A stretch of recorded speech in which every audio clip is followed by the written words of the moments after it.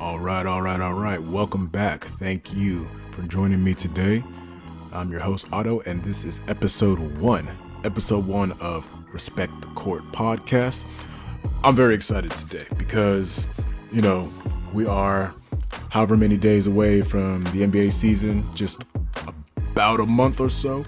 And yeah, my son is excited because one, he enjoys the NBA. I enjoy the NBA. I have my feelings about it nowadays, but that's another episode.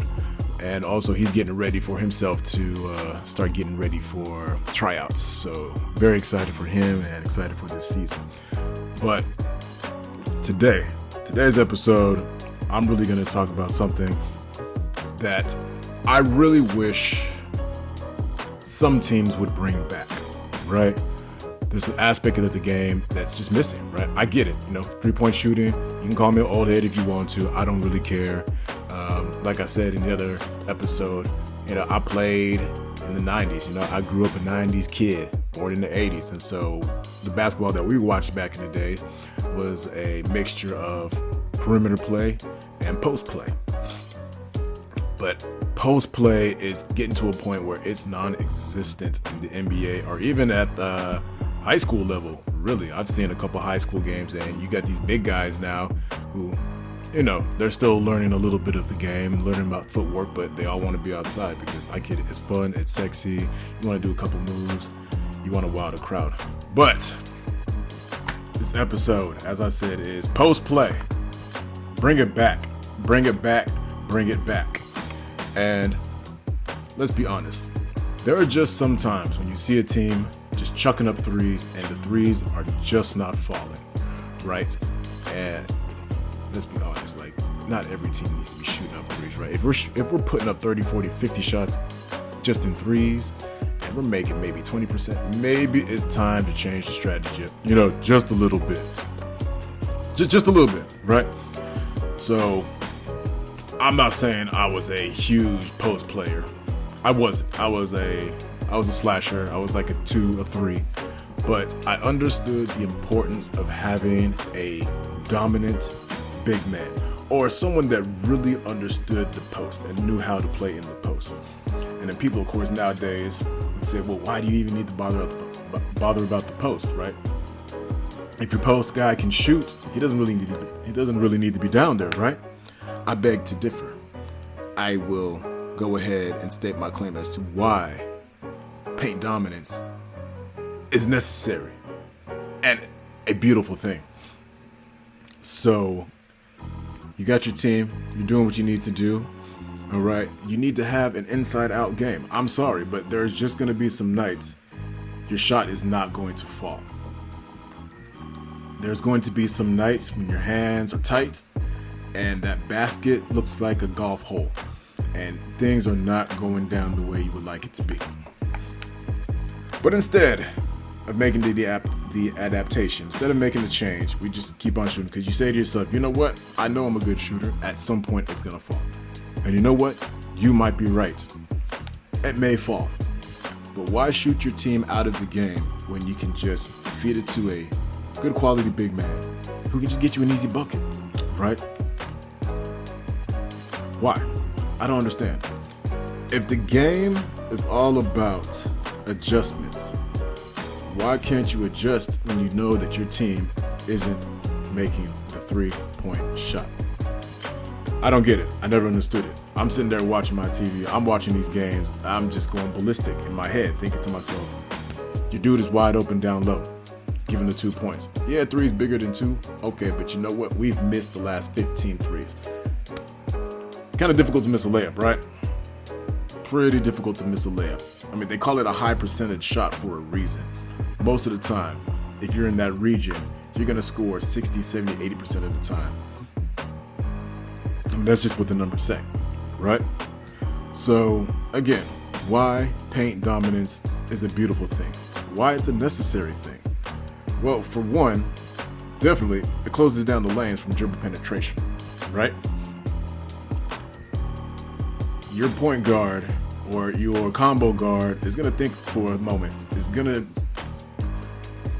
say to himself, okay, how's this going to work? This dude is anchored down there. He's long enough. He's fast enough to get to my shot if I don't get this off in time. So, one, you're changing the strategy up. That's a beautiful thing. Somebody who's adept to getting to the basket has to think twice now, right? I can't just drive into the lanes all day, every day for the entirety of the game. That's great. That's number one. I'm loving that. It drives me crazy when you see these teams when a guy can just so easily get to the basket. Of course, some of that was some of the rule changes where you can't touch anybody. But having a post person present that can, one, rebound, that can, two, play defense, three, has great footwork and agility. If nothing else, well, at least deter that perimeter player from at least attempting to go to the hoop, right? Anthony Davis did it a few times last year during the playoffs.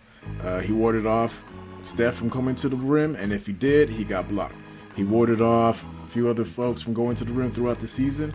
It does work when it's implemented in the right way. The second reason why paint dominance is a beautiful thing, it slows the game down a little bit, right? I love run and gun. You know, there's a place for it, right? But when you get deeper in the season, or depending on who you play against, you got to slow down. You got to see how you can break down the defense. You got to see how you can swing the ball around, get it to the right person, get the right mismatch. And in most cases, the mismatch that you want is either the big guy in the post, backing down the little guy for an easy shot, or, of course, in some cases, the little guy has the big man and you can take him off the dribble.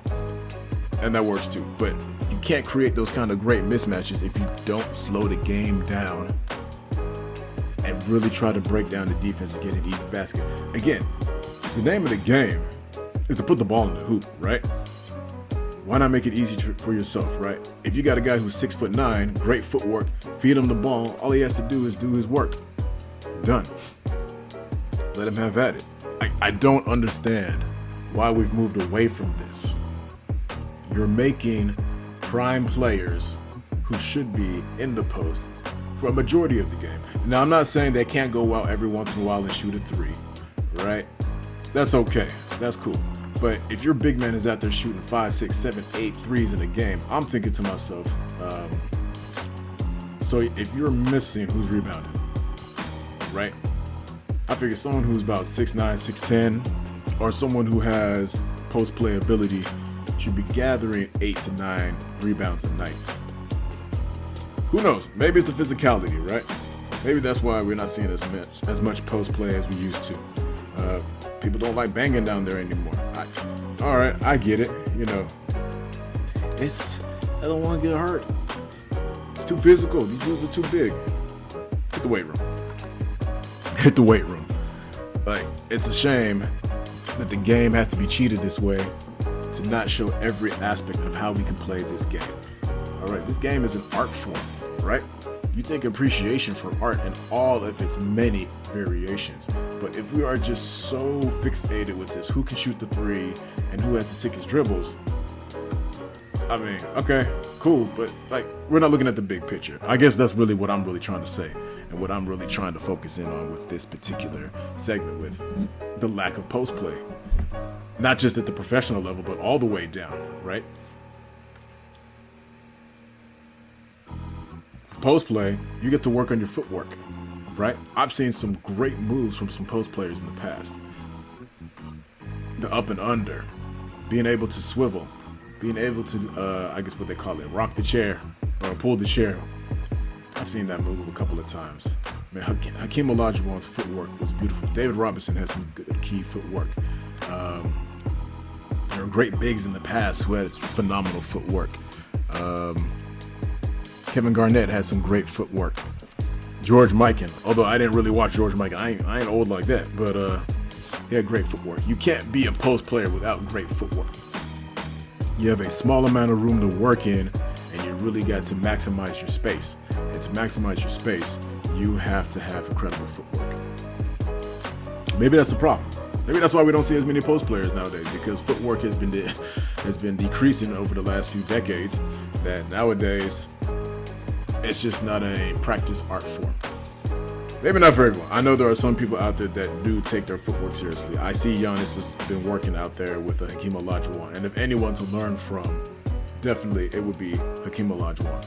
I love it. And again, another thing why paint dominance is a beautiful thing. Well, better ball movement, right? Again, you have that inside-outside game. You got your inside-outside offense, right? Swing the ball to the weak side. Do whatever play you're going for, whether it's a flash, whether it's a flash down, whether it's a scoop, whatever it is. If you involve the big man, you put yourself in position to create so many opportunities, better mismatches, and the game just flows better. As opposed to just coming down the court, coming up with your high screen, get past the high screen, shoot the three. Okay, that's cool. Or come up, hit the high screen. Actually, some of these games I'm watching, does the big man even flash down anymore after the high screen? I don't really see that. You know, like the classic pick and roll, do you really see that as often? No, you just really just see high screen. That's really it. Makes you wonder. And I feel like you can incorporate more creative offenses when you have post play. The one thing with post play as well is if you have a guy that's really good, he's automatically going to draw the double. In some cases, the triple team. And if you do that, again, it creates great opportunities for your wing players, your perimeter players, for your wings to slash to the basket, get some easy buckets. Again, we don't have to make this game hard, right? Yeah, we all want to do certain things to make it easier for ourselves, right? We all at some point want to score. We all want the ball in our hand. But again, just because I can shoot a 30-foot three-point shot doesn't necessarily mean I need to. There are situations when it's ready. Not everyone needs to try to be a Damian Lillard trying to shoot from 36 feet. It's unwarranted. And quite honestly, it has been proven that it doesn't really win games on a consistent level. Yeah, okay, it wins certain games. I mean, we've seen it, right? But how far does it take you in the playoffs? Not that far. At some point, you need a big man to help you get an easy bucket. That's all there really is to it. And post play is great because, one, get more blocked shots. If at least you don't get blocked shots, at least you do enough to affect the shot to the point where you'll get more rebounds. Of course, the three-point shot, we've been able to get longer rebounds. But now, you just got guards getting all up in the paint like it's the thing to do. And don't get me wrong, I was a guard. Like I said, like I was probably about at my max 3-4 rebounds a night, and that was cool. I didn't mind that, but I also understood we had a guy who was 6'7". I'm not gonna take from him. I'm not gonna take his meal. Go on for it. Get your 10 rebounds. If I'm positioned to get a rebound, I'll get a rebound, but there's a reason why you're there. There's a reason why you are in the post. Get your time in. Do work. I love it. Also, the great thing about a post player, if they have the combination of scoring, grabbing rebounds, and defending, a defender at the post, it just anchors the paint down, right? It really forces everyone else on your team to play better defense. Because if I'm down here kicking my butt, if I'm down here kicking butt, doing what I got to do, I expect the rest of my team to follow suit, right? I'm down here banging bodies with other big people, putting in as much work as I can. And shout out to Kevon Looney, because that man, he is underrated rebounder. This man does not get enough credit for what he does for this Warriors team. But you're in there night in, night out. You know you're not scoring, but you know you're holding down the defense, and you know you're getting down those rebounds. Defensive anchor, right? I want everyone else to do that. Because, hey, even if you're guard, if your dude beats you, I got you. I will swing over. I will defend. Everyone will clamp down, rotate where they need to rotate to, and we'll make sure to affect the shot the best that we can. I mean, people are going to score.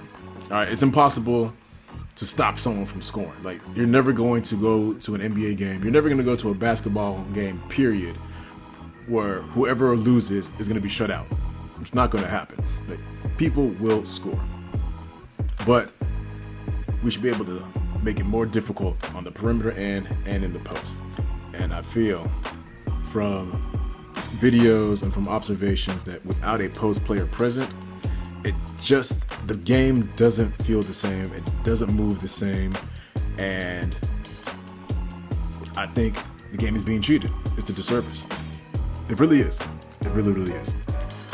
So I'm going to switch gears here, and I'm going to talk about bully ball basketball in the post. I love bully ball basketball, and I really do hope that Zion Williams gets healthy and actually has a full season with at least 60 games, because right now he is the epitome of bully ball, post play basketball, and I love it because the guy can get you 20-30 points. He can get you 60 to 70% field goal percentage. He'll get you your rebounds. And no one can stop him.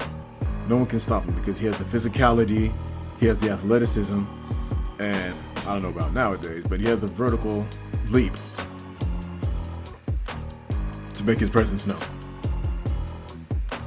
Same thing with Julius Randle. Bully ball basketball. Digging in. I'm using my physicality, I'm using my strength, and I'm pushing you out the way. I'm getting this bucket. You ain't stopping me. Giannis, same way. Bully ball, I will drive this ball down your throat. You ain't stopping me. Get it in.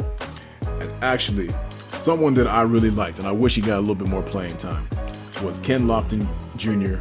of the Memphis Grizzlies. Now, this guy only 6'6", but the size and girth. The first time I saw him, I was like, wait, there is no way he'll be able to do this. Like, this is a big dude. But this man was able to leverage his strength, leverage his angles, and really get to the basket, do what he had to do. And, he was giving it to him. I love it. It's beautiful. And I really think there's a big difference between bully ball post players and then just post players. Like, there's effective post players. Guys who can rebound, who can defend. Not all of them have to score, but definitely rebound and defend, right? So bring the post play back. Bring it back. You gotta bring it back. I'm not saying every single team has to have a decent big man. In the same vein, I'm not saying that every single team should also be a three-point shooting team. But we need to get to a point where we need more creativity. We need to put more emphasis on our younger kids to be okay with being post guys. It's okay to go ahead and, maybe not be a big scorer, but you know what? I'm going to rebound. I'm going to hustle. I'm going to block the hell out of these shots. And I'm going to make people scared to try to come up in here.